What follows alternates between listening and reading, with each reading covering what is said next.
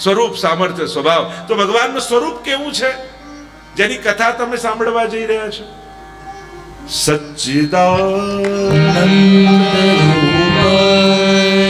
कैसे है प्रभु?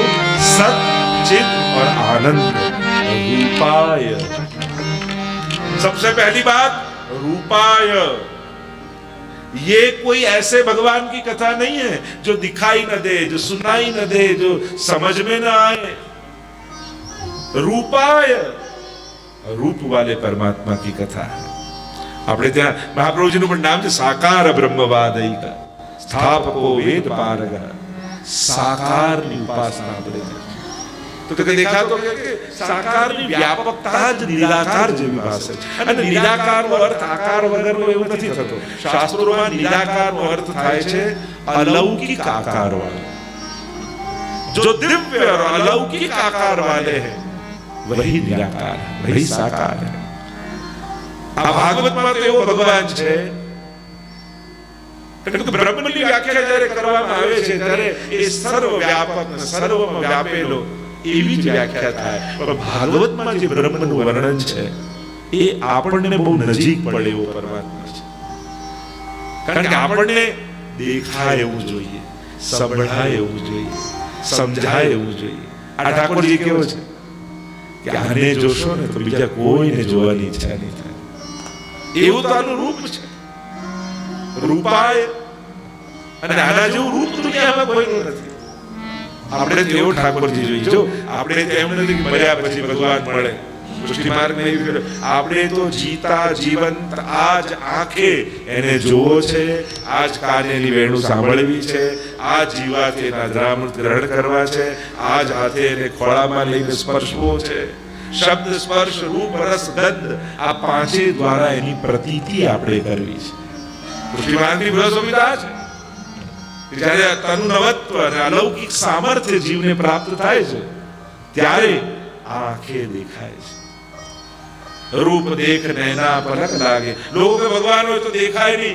भक्त एम के श्याम लग्यो संग डोले री माई, श्याम लग्यो संग डोले और जित जाऊं ताड़ो ही आवे बिना बुलायो बोले. कौन कहते परमात्मा दिखाई देता, ये रे पीछे पीछे आ रहे. भक्त तो कहते अरे हम तो पीछा छुड़ाना चाहते हैं, फिर छोड़ता नहीं. ऐसे परमात्मा की कथा है. लोग के उसके हाथ नहीं है, पैर नहीं है. अच्छा, गोपियां कहती है तो ये हमारे आगे शेष महेश गणेश दिनेश सुरेश सही जाई निरंतर ध्यावे, जाई अनादि अखंड अनंत अचेत अवेद सुवेद बतावे, नारद से सुख जाई रटे पछे हाई तुर विपाल न पावे, ताही अहिर की छोरिया छछिया भर छाछ पे नाच नचावे. तो ये नाचने वाले पैर किसके हैं? हमको तो ऐसा परमात्मा चाहिए. हमारे गोपालदास पर वल्लभा कहना कहे કેવા છે? સતતત્વ પરમાત્મામાં છે. ના સતો વિદ્યતે ભાવો ન ભાવો વિદ્યતે સત. જેનો ક્યાંય અભાવ નથી એ જ પરમાત્માનું સતતત્વ છે. ઈશ્વરનો ક્યાંય અભાવ નથી. એ કણકણમાં છે, હરેક ક્ષણમાં છે. આ એનામાં સતતત્વ. એટલે અકબર બીરબલના પ્રસંગમાં કહેતા ને કે કબા સાહેબ પૂછે છે બીરબલ એવો કયો કાર્ય જે રાજા કરી શકે પણ ભગવાન ના કરી શકે? તો કહું કે બીરબલે કહ્યું કે એક કાર્ય એવું છે કે કહ્યું કે રાજા દેશ નિકાલો આપી શકે, ભગવાન ના આપી શકે. કારણ કે બધે એનું જ શાસન છે, બધે એનું જ રાજ છે, બધે જ છે. સતતત્વ, ચિદ તત્વ, ચૈતન ચિતિ જ્ઞાને ભગવાન સર્વજ્ઞ છે, જીવ અલ્પજ્ઞ છે, બધું જ જાણે છે, એને બધી ખબર છે. એટલે એને પરાણે લોજિક આપીને કન્વિન્સ કરવાની કોશિશ ન કરો. તમારી વાત જે છે સીધી વાત કરો. પણ હું સાચો છું અને ભગવાન આ જગ્યાએ તું ખોટો હતો એવું સાબિત કરવાની મહેનત ન કરતા. ઘણી વાર अपन कोशिश करते हैं कि प्रभु मैं सही था फिर भी क्यों आपने यूं किया.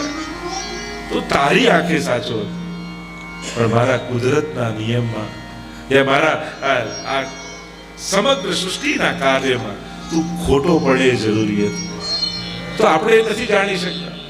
તો આપણી તો માંગણીઓ આપણને જ કેન્દ્રમાં રાખીને આપણે કરતા હોઈએ.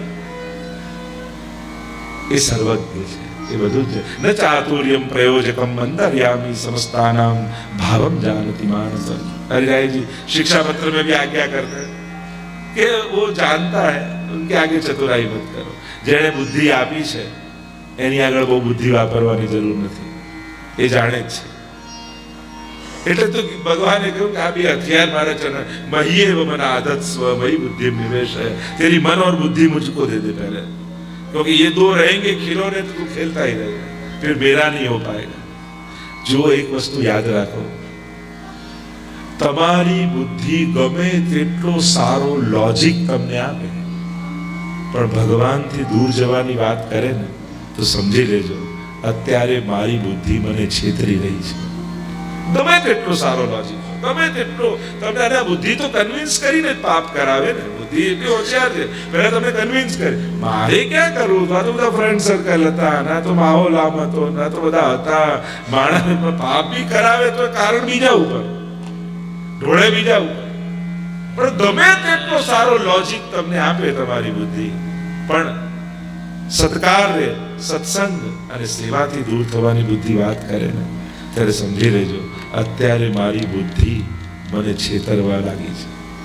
મારે એનું માનવાનું નથી, કારણ કે ભગવાનથી દૂર સમજાવવાનું સમજાવી રહી છે. સાવધાન થઈ, એટલે અત્યારે હવે બીજા લોકો આપણને નથી છેતરતા, હવે આપણી જ બુદ્ધિ આપણને છેતરે છે. અને જ્યારે આપણી જ બુદ્ધિ આપણી દુશ્મન થઈ જાય પછી માણસને ક્યાં દુશ્મનની જરૂર પડવાની? એટલે જ આ બુદ્ધિની શુદ્ધિ રહે બહુ જરૂરી છે, બુદ્ધિની પવિત્રતા બની રહે બહુ. અત્યારે સમાજમાં બુદ્ધિ બહુ વધી છે, અભાવ શુદ્ધિનો છે, પવિત્રતાનો અભાવ છે. આપણી બુદ્ધિ સાત્વિક નથી રહેતી, તકલીફ ત્યાં છે.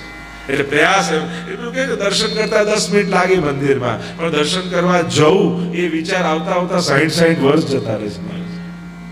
દર્શન કરવામાં ક્યાં વાર લાગે? 5 મિનિટ લાગે.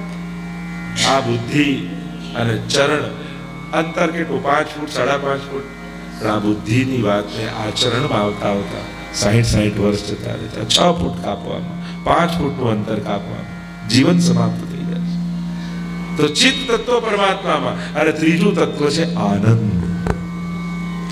આનંદ રૂપ પરમાત્મા, આનંદ માત્ર કરપાદ મુખ. શાસ્ત્રોને કહા સર્વાંગ આનંદમય પરમાત્મા. લઈને મળે એ સુખ, આપીને મળે એ આનંદ છે. પરમાત્મા તો આનંદ રૂપ છે. તમારા માટે કોઈ મહેમાન આવી ગયું ને તમારા માટે બચવાનું નથી, છતાં આને જમાડી અને એને જમતું જોઈ આપણે ભૂખ્યા જ રહેવાના છે, છતાં એને જમતા જોઈને જે ભાવ આવે ને એ આનંદ છે. આપવામાં આનંદ. પરમાત્મા આનંદ. અત્યારે કોઈ ડોક્ટરને પૂછો કે લાંબુ જીવવા શું કરવું? આનંદમાં રહેવું. ડોક્ટર એમ જ કે આનંદમાં રહેવું. પણ એ પૂછો આનંદ મળે ક્યાં? તો કે એ ખબર નહીં હો. આ તો ભાગવત કથામાં આવીએ ને અને ચોથો દિવસ આવે ત્યારે ખબર પડે. નંદ ઘેરા નંદ ભયો, નંદ કે ઘર. तब पता चले कि कहते तो है लोग कि आनंद में रहो, आनंद में रहो, पर बताते नहीं कि आनंद मिलेगा कहाँ. વિશ્વોત્પત્ત્યાદિ હેતુ, વિશ્વની ઉત્પત્તિ, સ્થિતિ અને લય કરે છે. આ જે કાંઈ દેખાય છે એના દ્વારા જ સર્જિત છે, એના દ્વારા જ પાલિત છે અને એનામાં જ લય પામે છે. આ જે કાંઈ સર્જન છે રૂપ નામના ભેદથી એ જ ક્રીડા કરી રહી છે. એક નાનકડી ટાકણીને જોઈને પણ આપણે માનવા તૈયાર થતા નથી કે એમને એમ બની. કોઈ કે ના એમને એમ થઈ, આપણે માનીએ નહીં. એક ટાકણીને જોઈને માનવા ન તૈયાર થઈએ તો આખું બ્રહ્માંડને જોઈને ઈશ્વર કેમ યાદ ના આવે આપણને? એ કોઈ ને કોઈ કરતા તો છે. જેને કોઈ શક્તિ કહે કે જુદા જુદા રૂપથી એનર્જી કહે, જુદા જુદા નામ આપી શકે, પણ છે તો એ જ કરતા. પાલન પણ કરનારો એ જ છે. આપણને એમ લાગે છે કે આપણે આ બધું સંચાલન કરીએ છીએ. આ કોરોનામાં એ ઘરમાં દુનિયા હતી ને તોય દુનિયા ચાલતી હતી.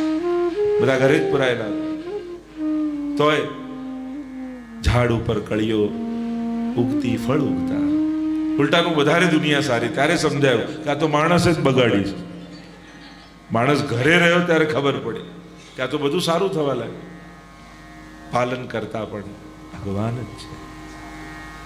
આપણે કોઈના ભાગ્ય વિધાતા નથી બની શકતા. તમે કોઈની સફળતામાં સહાયક થઈ શકો, પણ એ સફળ થાય એવું એના ભાગ્યમાં લખી ન શકો. માણસ મદદ કરી શકે, સુખી ના કરી શકે કોઈ. આપ કોઈને હેલ્પ કરી શકો પણ કોઈ ગેરંટી ના આપી શકે. અને એટલા માટે કોઈના ભગવાને આ દુનિયામાં કોઈને એટલું મહત્વનો બનાવ્યો જ નથી કે જેને કારણે ભગવાનનું કામ રોકાય. કોઈ એટલું મહત્વનું આ દુનિયામાં ભગવાને સર્જ્યું જ નથી. किसी को इतना महत्व का भगवान ने बनाया ही नहीं है कि जिससे भगवान के काम रुक जाए. આ તો પાણીમાં આંગળી નાખવા જેવું છે. પાણીમાં આંગળી નાખી એટલે આપણને એમ લાગે જો ખાડો પડી ગયો, પણ આંગળી કાઢો ને ક્યાં ખાડો ભરાઈ જાય ખબર ન પડે. એ માણસ આવે ને જાય, ક્યાં ખાડો ભરાઈ જાય ખબર ન પડે. કોઈનાથી કઈ રોકા. ચલાવનારો એ છે ત્યારે જ તો સમજાય એ જ ચલાવે છે, એ જ કરે છે બધાનું. આ તો ભગવાન તો એટલું અન્ન પકવે જ છે દુનિયામાં કે બધાનું પેટ ભરાય. આ તો માણસ ભૂખ્યા સુધી પહોંચવા નથી દેતો. એ માણસની અવ્યવસ્થા છે. मनुष्य इतना बुद्धिमान होने के बावजूद भी इतनी व्यवस्था नहीं कर पाया कि भूखे तक अन्न पहुंचावा.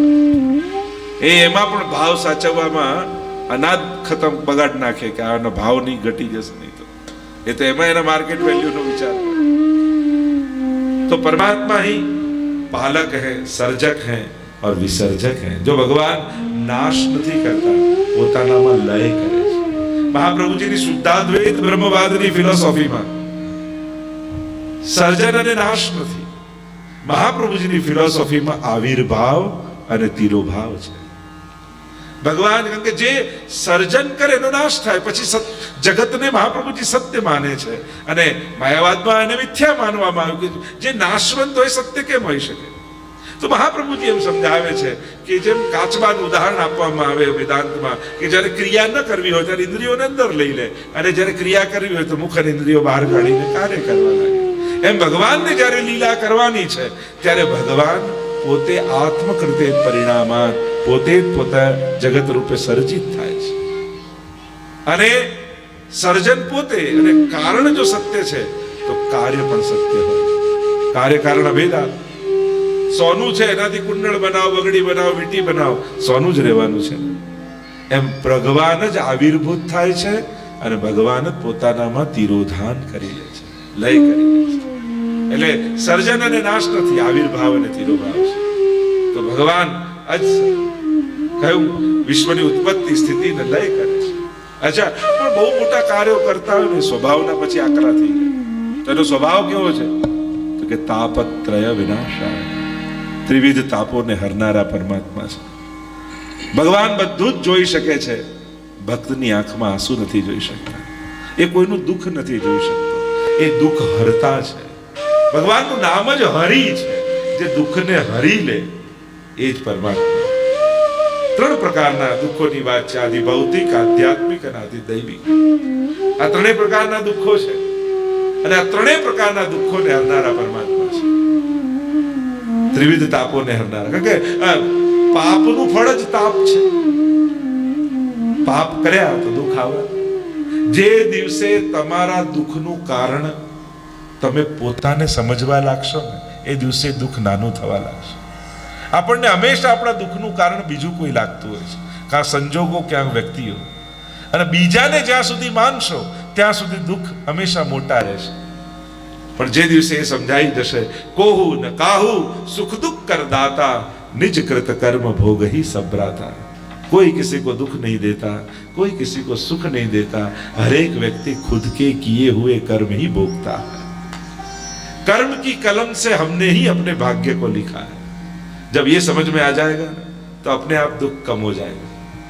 त्रिविध ताप ने हरनारा परमात्मा, तो ये परमात्मा છે કોણ? કોની કથા ભાગવતમાં છે તો કહા શ્રી કૃષ્ણાય, वो है श्री कृष्ण. ये इनकी कथा है कृष्ण की. ऐसे श्री कृष्ण को वयम नुमः. नुम धातु प्रशंसा के अर्थ में प्रयुक्त की जाती है. नुम प्रशंसे अर्थ, हम स्तुति करते हैं परमात्मा की. और एक अर्थ यूं किया नमन करते, पर संस्कृत में अर्थ होता है स्तुति करते. અમે એની પ્રશંસા, એની સ્તુતિ ગાઈએ છીએ, અમે એને નમન કરીએ. અને નમનથી અધિક જીવ કરી પણ શું શકવા. અને એક વાત તો ચોખ્ખી છે, જેને પગે લાગવા જેવું છે એને નહીં લાગો ને તો ન લાગવા જેવા લોકોના રોજ પગે પડવું પડશે. जिनके पैर पड़ने जैसा है उनके पड़ जाओ, वरना न पड़ने जैसे लोगों के पैरों में पड़ना पड़ेगा, गिरना पड़ेगा. जिनको हाथ जोड़ने जैसा है उनको जोड़ लो, नहीं तो न जोड़ने जैसे लोगों के आगे हाथ जोड़ना पड़ेगा. એટલે રોજ પ્રભુને વંદન જરૂર કરવા.